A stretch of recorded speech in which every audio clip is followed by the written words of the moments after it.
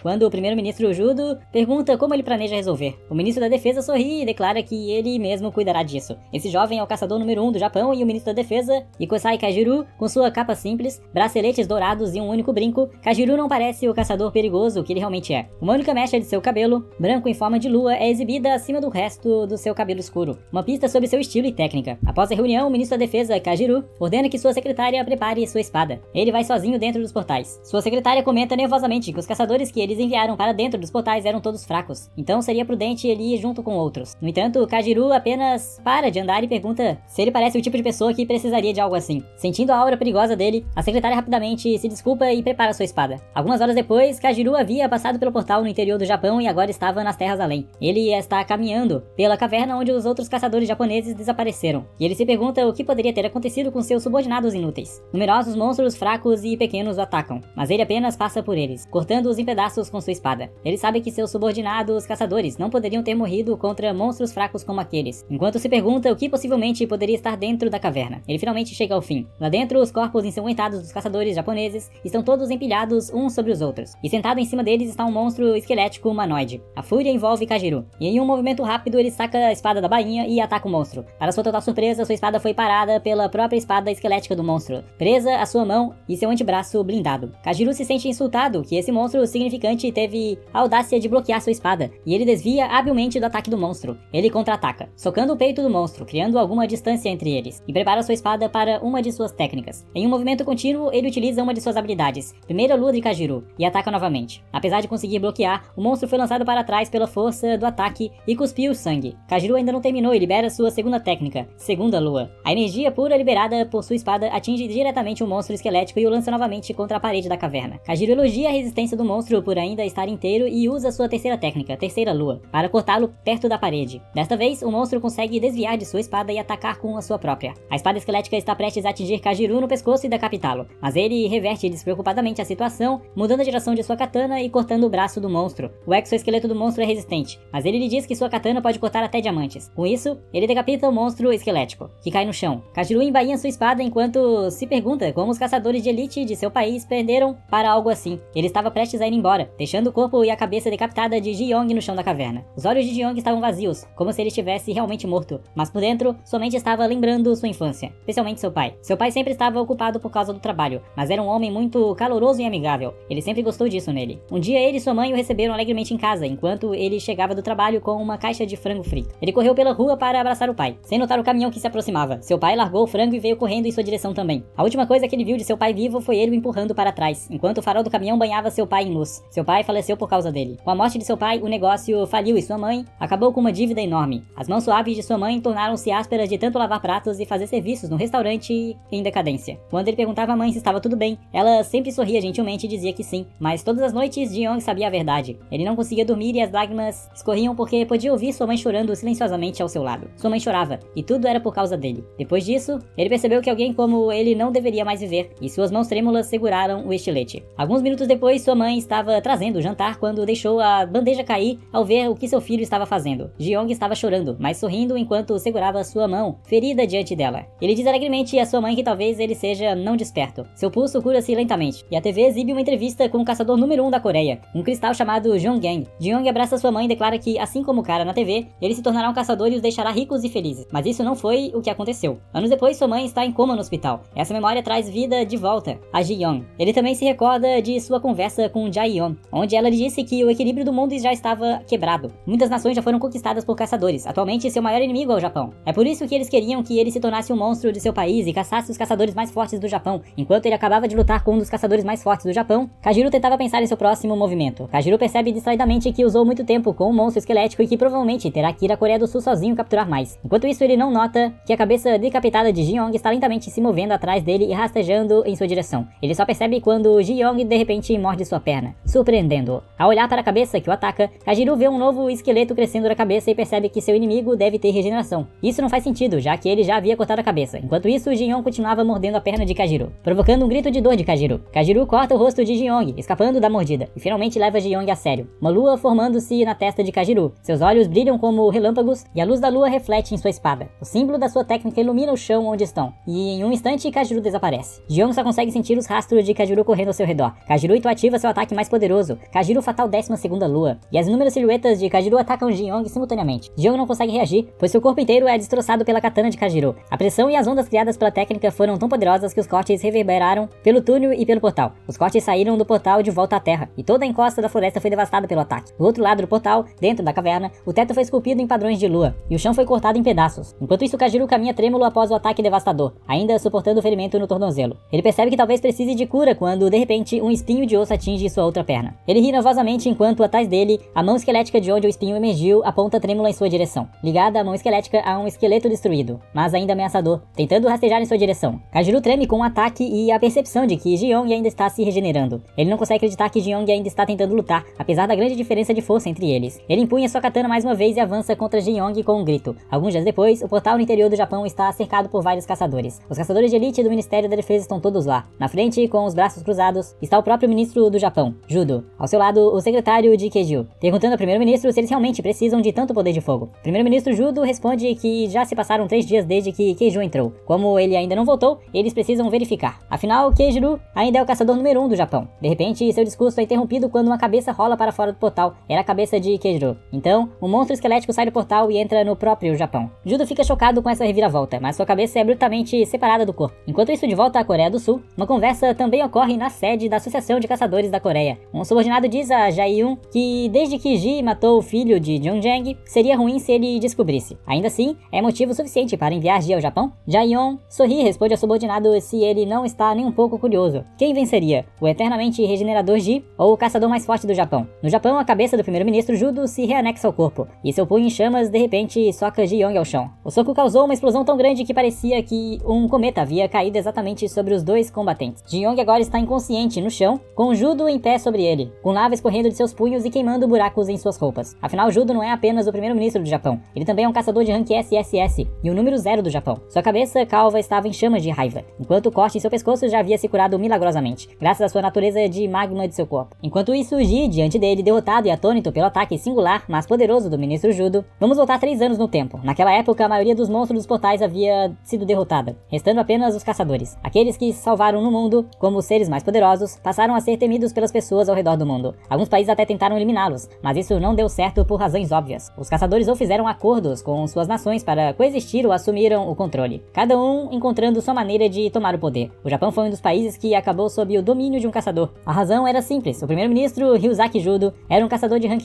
S. Ele já era agressivo antes de despertar, e após o sistema de caçadores surgir, ele planejava dominar a Coreia do Sul também. Mas seus planos encontraram um obstáculo quando um monstro, nosso protagonista, entrou na cena. Mesmo após aquele soco devastador, Jeong regenerou-se, voltando ao seu estado anterior. Quando ele levantou novamente, os caçadores que tinham chegado com o primeiro-ministro atacaram com confiança. Um deles brandiu sua arma, tentando decapitar Jeong, mas acabou sendo decapitado ele mesmo. Outro caçador teve o rosto esmagado contra o chão. O primeiro-ministro e seus caçadores só podiam assistir, horrorizados, enquanto Jeong permanecia de pé diante deles, completamente inabalado. A raiva deles aumentou, e o primeiro-ministro ficou ainda mais agressivo. Ele os impediu, deixando claro que quem se movesse de lugar seria morto por ele pessoalmente. Suas palavras passaram no ar, deixando todos em silêncio atordoado, quando Jeong marchou em sua direção. A cena mudou para um dia frio, com a neve caindo suavemente. Era um flashback de quando o primeiro-ministro japonês encontrou um jovem menino tremendo nas ruas, quase congelado. Ele perguntou ao menino o que fazia ali, mas a criança não respondeu imediatamente. Em vez disso, olhou para o primeiro-ministro e perguntou quem ele era. Ao fundo, os televisores transmitiam o rosto do primeiro-ministro, mas surpreendentemente, o menino parecia não reconhecê-lo. Foi então que Ryuzaki disse à criança para ir com ele, afirmando que estava frio demais para ficar do lado de fora. Ele acolheu o menino e, enquanto caminhavam, Ryuzaki perguntou seu nome. O menino respondeu, Kajiru. Esse era o mesmo Kajiru que Jeong havia matado dentro do portão. Ver a cabeça de seu filho mais querido levou o primeiro-ministro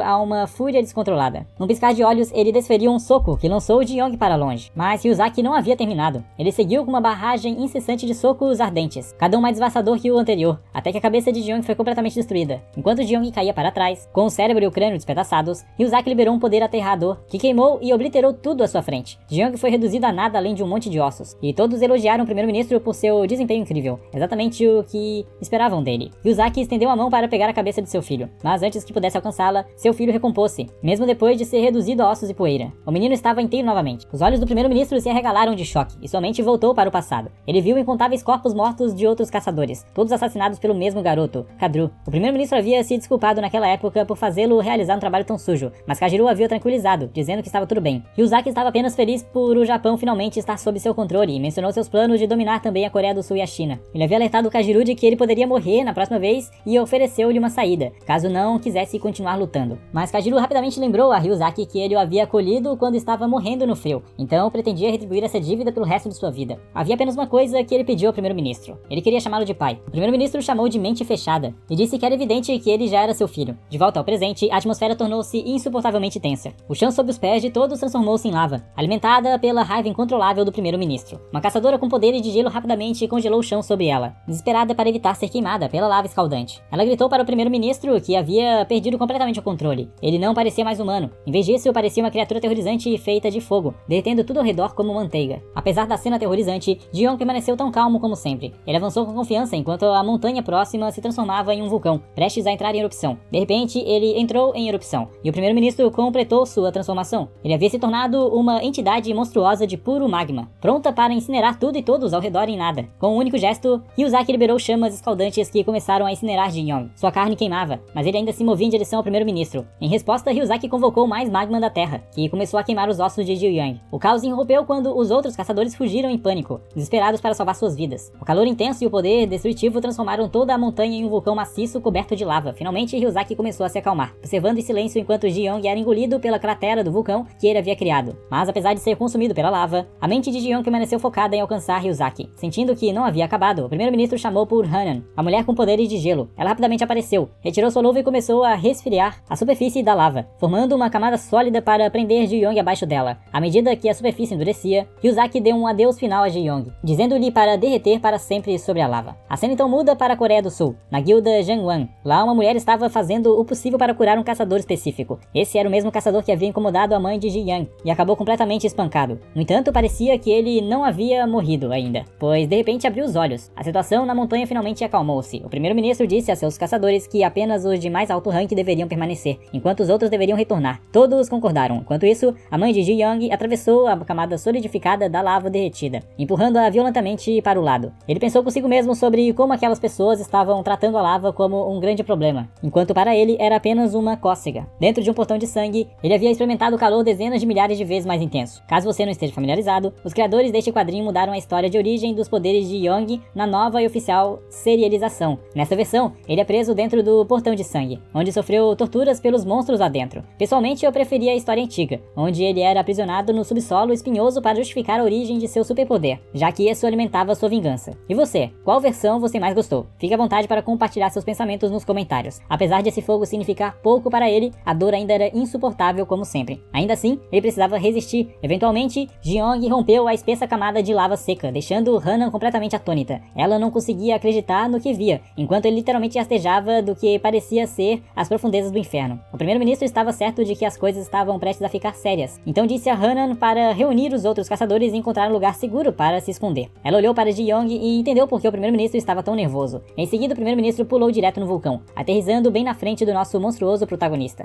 Hanan observava Ryuzaki com uma expressão preocupada no rosto. A cena então mudou para o passado, no Japão, onde Hanan tinha conhecido o primeiro-ministro porque ele estava se esforçando tanto, lembrando de que a regeneração de magma não era infalível. O primeiro-ministro havia respondido que entre as 4 grandes nações, Estados Unidos, China, Rússia e Japão, o Japão era o mais fraco. Ele temia que, se não conseguissem absorver a Coreia do Sul, o Japão não sobreviveria. Hanan apertou fortemente o braço musculoso dele, tentando confortá-lo, lembrando que muitos dos seus caçadores morriam no processo. Mas o primeiro-ministro deixou claro que estava disposto a lutar pessoalmente, se necessário, pronto para sacrificar seu próprio corpo para proteger seu país. De volta ao presente, com aquela determinação, o primeiro-ministro socou o chão com tanta força que Ji-Young foi arremessado para trás pela força do impacto. Ele então carregou seu punho com um imenso poder e desferiu um soco de magma tão poderoso que Ji-Young foi jogado contra a parede do vulcão, rachando-a. Ho achou que ele era um Akainu de One Piece. No entanto, o primeiro-ministro não parou. Continuou seu ataque ardente e implacável. Enquanto Ji-Young era arremessado, ele conseguiu recuperar o equilíbrio, mas o primeiro-ministro liberou uma segunda onda massiva de fogo. As chamas o atingiram, cortando as mãos de Ji-Young e lançando seu corpo pelos ares. O primeiro-ministro não diminuiu o ritmo. Ele saltou no ar e caiu como um meteoro, fazendo a montanha inteira tremer com o impacto. Enquanto isso, Hanan se reagrupou com os outros caçadores e relatou gentilmente que o primeiro-ministro havia ordenado uma evacuação. Apesar do perigo, ela declarou que ficaria para apoiá-lo.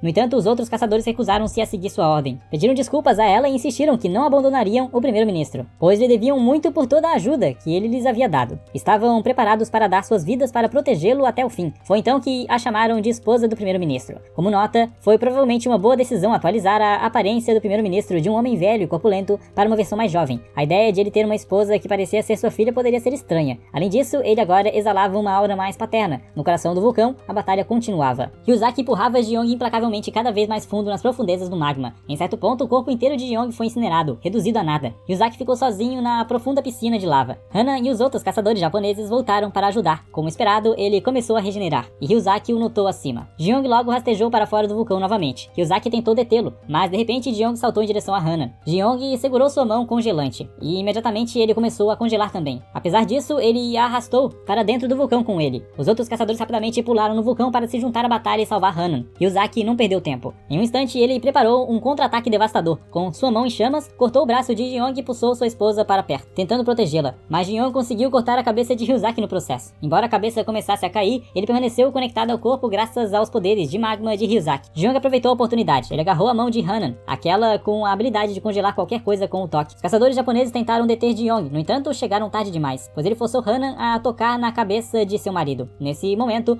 o corpo congelado de Ji-Young foi despedaçado pelos outros caçadores, seu corpo se quebrando e sua cabeça caindo. Os outros caçadores correram até Hanan, perguntando se ela estava bem, mas seus pensamentos estavam apenas na condição de seu marido. Lágrimas encheram seus olhos quando perceberam que havia congelado a cabeça do próprio marido, antes que ela pudesse se reconectar ao corpo. Para piorar, Ji-Young pisoteou a cabeça congelada de Ryuzaki, despedaçando-a. Uma onda de desespero tomou conta deles ao perceberem que o monstro ainda estava vivo. No momento seguinte, Ji-Young avançou com uma velocidade incrível, cortando tudo em seu caminho. Hanan só podia assistir um horror enquanto seus camaradas caíram ao seu redor como como moscas mortas. Finalmente chegou sua vez. Seus olhos começaram a se fechar ao sentir que sua morte se aproximava. Nesse breve momento, memórias de seu tempo com o marido inundaram sua mente. Momentos cheios de alegria e amor, mas essas memórias felizes se distorceram em um pesadelo. Ela abriu os olhos e viu como perdeu tudo o que lhe era querido. Ela notou Ji-Young olhando fixamente para ela, e com o desespero consumindo sua mente, instintivamente estendeu a mão para tocar sua própria cabeça. Naquele exato momento, ela se congelou completamente, encerrando sua vida tragicamente, bem na frente de seu marido. Membros estavam espalhados por toda parte, e ninguém havia sobrevivido, exceto o único sobrevivente, nosso garoto. Ele finalmente saiu do vulcão e decidiu que era hora de voltar para a Coreia. A cena então transicionou para a Coreia do Sul, dentro da sala de armazenamento de Manustone da guilda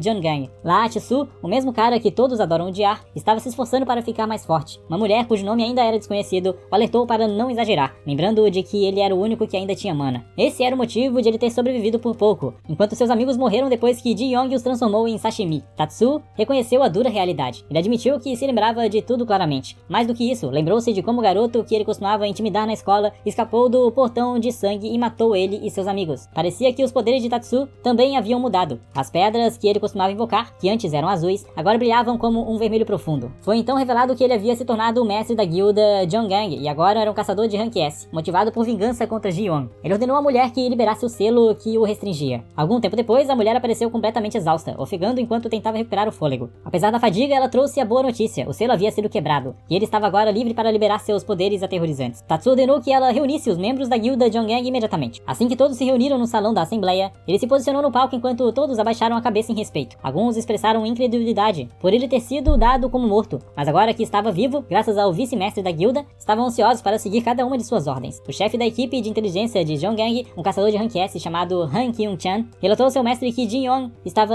se movendo para o portão após o massacre no Japão. Antes que Kyung-chan pudesse dizer mais, Tatsu se impacientou e simplesmente ordenou que matassem aquele desgraçado. Kyung-chan reconheceu a ordem, jurando em suas vidas que toda a equipe de inteligência cumpriria o comando. Mas assim que terminou seu juramento, Tatsu cortou a cabeça de Kyung-chan, deixando os outros membros atônitos. Enquanto segurava a cabeça decepada de Kyung-chan, Tatsu lembrou a todos que Kyung-chan havia sido vice-presidente da Associação de Caçadores da Coreia. Como ele havia absolvido a Associação de Caçadores da Coreia 3 anos antes, Jeongang pôde dominar e governar a Coreia do Sul. Tatsu recordou que a habilidade de Kyung-chan era uma telecinese de classificação S, e usou a mesma habilidade para matar outro homem, retorcendo seus membros até decepá-los. O corpo explodiu, espalhando sangue por todos os lados. Algum tempo depois, a mulher que curou Tatsu perguntou-lhe se era necessário remover o selo, já que sua habilidade era amaldiçoada. Todos sabiam sua resposta. Era a melhor escolha. No momento presente, ele começou a matar todos no alcance de sua visão. Foi uma carnificina brutal. Os membros da guilda correram para salvar suas vidas, mas foi inútil. Tatsu matou todos os 1528 membros da guilda e observou seus poderes em si mesmo. Ele estava perdendo o controle enquanto absorvia a energia esmagadora. A mulher mergulhou em desespero, perguntando por que ele precisava fazer aquilo. Foi então que Tatsuya lembrou que Ji-Young havia matado o primeiro-ministro do Japão,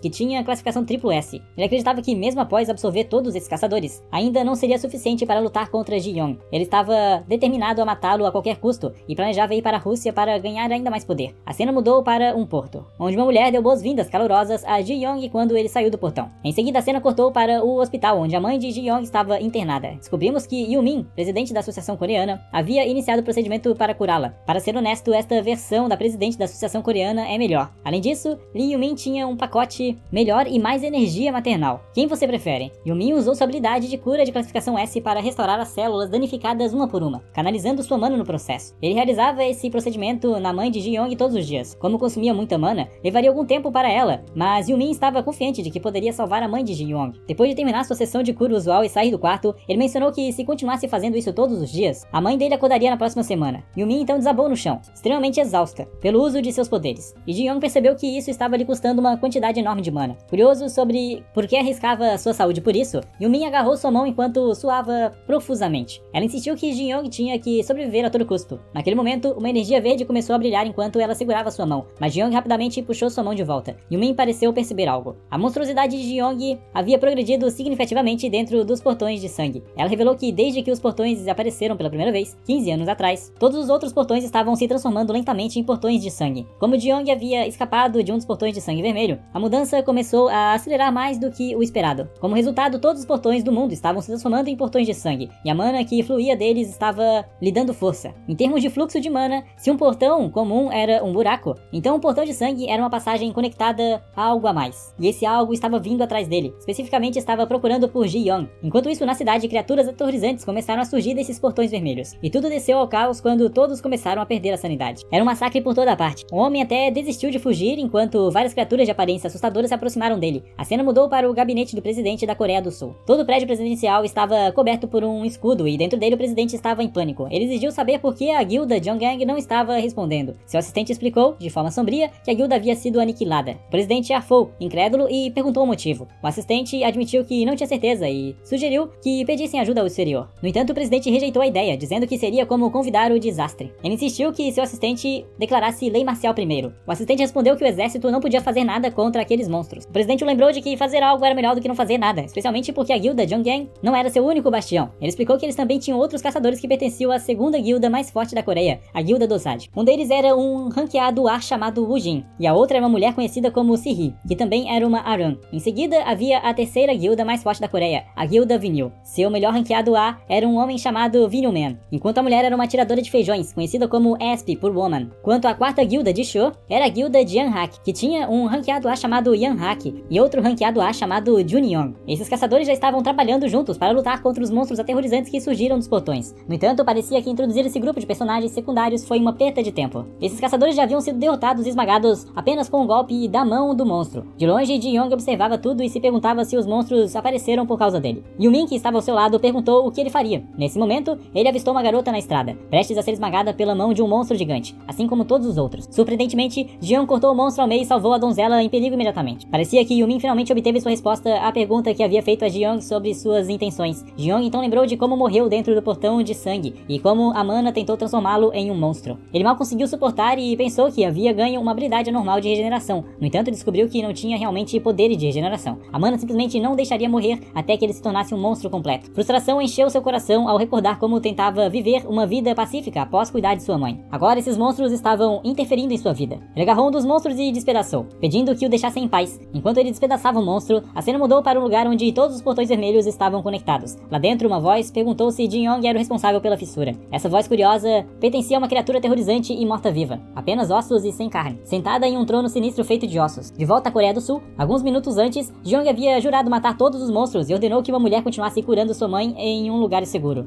Yu-min prometeu fazer isso e disse que protegeria a mãe de Ji-young no bunker subterrâneo da associação. Ela pediu a ele que lutasse com força em troca. No presente, Ji-young estava massacrando os monstros à vista e percebeu que eles pareciam familiares. Eram os mesmos que ele havia enfrentado no portal de sangue muitas vezes ao longo dos últimos 5 anos. Ele se lembrou de que havia um limite para quantos monstros poderiam sair de um portal, já que toda a atividade pararia após um tempo. Ele já havia matado todos os monstros por enquanto, e se continuasse, poderia finalmente viver feliz com sua mãe. No entanto, seus pensamentos esperançosos foram interrompidos quando algo atravessou sua cabeça. Ele não pôde evitar soltar um palavrão. Soldados então apareceram com armas e tanques, disparando tiros contra Ji-young. Eles se perguntavam se Ji-young era a pessoa que procuravam. Ji-young percebeu que eram soldados. Um soldado afirmou que Ji-young não havia matado pessoas, apenas monstros. No entanto, o comandante não se importava muito com isso e exclamou que Ji-young era a causa de todo esse desastre que estavam enfrentando. Ele ordenou que todos amarrassem Ji-young até que o apoio dos caçadores chegasse. Ji-young ficou chocado ao ouvir isso. Nesse momento, os tanques começaram a disparar suas balas e explodiram Ji-young. Seu corpo foi despedaçado. Ele implorou para que parassem porque doía, mas os soldados não pararam de atirar. Ele só pôde chorar em silêncio e dor. Logo, a cena mudou para apenas Ji-young e o portal de sangue. Uma mulher se aproximou dele e o lembrou de ter cuidado, pois outro portal havia se aberto. Ji-young não respondeu, como se não pudesse ouvi-la. Ela disse que seria difícil controlar a monstruosidade de Ji-young em breve. Ji-young recuperou seus sentidos e percebeu que os soldados atrás dele estavam em pedaços, cobertos de sangue. Confuso, o sangue escorria de seus olhos como lágrimas. Voltando ao passado, Ji-young se contorcia de dor após ser intimidado por Tatsui e seus amigos. Um colega de classe de cabelo amarelo o observava em silêncio. Os dois mais tarde se encontraram atrás do prédio da escola, onde o colega de cabelo amarelo perguntou furioso por que Ji-young era o único alvo. Ji-young pensou que era porque parecia um alvo fácil. Ele disse ao garoto de cabelo amarelo que ele também seria um alvo em breve e pediu que ele fingisse não conhecê-lo na escola. O garoto de cabelo amarelo não acreditou nas palavras de Ji-young e agarrou sua gola. Ele chamou Ji-young de louco por dizer tais coisas. Esmagando e espancando, Ji-young não conseguiu responder. O garoto eventualmente recuou, levantando-se e indo embora. Foi assim que Ji-young acreditou ter perdido seu único amigo na vida. Na realidade, seu amigo de infância estava secretamente reunindo evidências com seu poder desperto em seu olho direito. Tudo que seu olho direito via podia ser impresso como foto. Após coletar evidências suficientes, ele enviou tudo para a polícia, o escritório de educação e várias agências de notícias. Logo depois foi encontrado com seu olho direito arrancado. Ji-young não pôde evitar soltar um palavrão alto. Seu amigo pediu desculpas, dizendo que não poderia mais ir para a escola com ele. Ji-young assumiu que Tatsui estava por trás do ataque e jurou tomar uma atitude. Seu amigo, tremendo, pediu a Ji-young para nem pensar em vingá-lo. Ji-young se sentiu terrível por seu amigo ter perdido o olho direito junto com seus poderes. Seu amigo o tranquilizou, dizendo que não havia nada na vida de qualquer forma, e jurou que se juntaria ao exército em vez de se tornar um caçador, o mesmo amigo que teve sua cabeça dilacerada, empalada na espada óssea de Jin Yong. Jeong sentiu uma profunda dor e gritou o mais alto que pôde. Sua voz alta atraiu a atenção dos monstros próximos, que então atacaram. Jin Yong os encarou e em um instante todos os monstros foram despedaçados enquanto ele externava sua dor. Apesar disso, mais monstros apareceram e o cercaram. Enquanto isso, no escritório protegido por uma barreira do presidente da Coreia do Sul, o presidente assistia a uma transmissão ao vivo mostrando Jin Yong. O secretário explicou que esse era o mesmo monstro que havia matado o mestre da guilda de Jungang e o primeiro-ministro do Japão. Jin Yong também foi culpado pelas calamidades que surgiram por toda parte. Eles concluíram que os portais voltariam ao normal após matarem um monstro ósseo que estava assistindo. No entanto, o presidente estava confuso sobre o motivo de Jin Yong estar lutando contra os monstros. O secretário também não sabia a razão, mas uma coisa era certa, nem mesmo os monstros podiam matar Jin Yong. Além disso, receberam relatórios de que os portais de sangue começaram a se espalhar para o exterior, e não podiam mais adiar. O presidente perguntou sobre os caçadores domésticos, e o secretário confirmou que todos haviam sido completamente aniquilados. O presidente estava muito estressado e pediu que ele entrasse em contato com o escritório de caçadores estrangeiros. Enquanto isso, o homem recebeu um relatório sobre o monstro que havia matado caçadores da Coreia e do Japão, o que causava os portais de sangue. Frustrado, ele cravou sua arma no chão. Por alguma razão, sua lança tinha olhos até e emitia som. Ele suspirou e disse que as coisas estavam ficando interessantes. Ele estava em um campo de batalha cheio de caçadores mortos. Esse homem era Lu Xingguang, o maior caçador da China e um caçador de classificação AAA. Ao mesmo tempo, outra caçadora recebeu uma gravação que mostrava Zhu Yan na tela em sua forma monstruosa. Ela ficou surpresa e soltou um palavrão em russo enquanto assistia a outras transmissões ao vivo, mostrando um campo de batalha. Esse era Vladimir Uzanov, o maior caçador da Rússia, também um caçador de classificação AAA, governando a Rússia. Seria ela a versão feminina de Putin? Em um campo de batalha nas fronteiras da Rússia, outro caçador ouviu pessoas gritando de dor em outro lugar e disse que precisava ir até lá. Um caçador atrás dele temia que a guerra da Rússia piorasse se ele fosse embora. O homem então declarou que a guerra havia terminado. O campo de batalha à sua frente brilhou com uma luz púrpura e asas com penas roxas surgiram em suas costas. O homem atrás dele suou frio ao ver a cena. O homem juntou as mãos enquanto segurava um rosário e disse a todos para segui-lo para a Coreia. Este homem barbudo era Stephen Lucas, o maior caçador da América e outro caçador de nível SSS. Por 5 longos anos, Jin Yong lutou contra monstros dentro de Blue Gate, completamente sozinho. Era um ambiente hostil, onde ele não podia comer, beber ou dormir. Ele lutava incessantemente apenas para sobreviver, completamente exausto. Cada vez que ele perdia o controle, a monstruosidade dentro dele ameaçava tomar o controle. Mas nesses momentos, Jin Yong lembrava de 2 rostos, sua mãe que ficou em estado vegetativo e o homem responsável por sua condição. Ao se lembrar deles, ele recuperava a sanidade e usava sua raiva para conter a monstruosidade. No entanto, sentia sua determinação enfraquecida após já ter se vingado do homem de cabelos prateados. Na verdade, os portões de sangue estavam se fortalecendo e controlá-lo se tornava mais difícil à medida que ele se aproximava. Por causa disso, ele se tornou implacável e matou humanos sem hesitar, até pessoas inocentes, como seu amigo de infância. Jin Yong escolheu ignorar os portões de sangue e continuou a exterminar todos os monstros que encontrava, esperando que isso pudesse redimir seus pecados. Naquele momento, uma luz roxa atingiu a cabeça de Jin Yong, esmagando-a. Enquanto sua visão escurecia, ele viu alguém com asas roxas diante de seu corpo decapitado. Então, um feixe de luz vermelha passou rapidamente em frente à figura. No ano em que os portais apareceram pela primeira vez, foi durante um Natal. Steve Lucas estava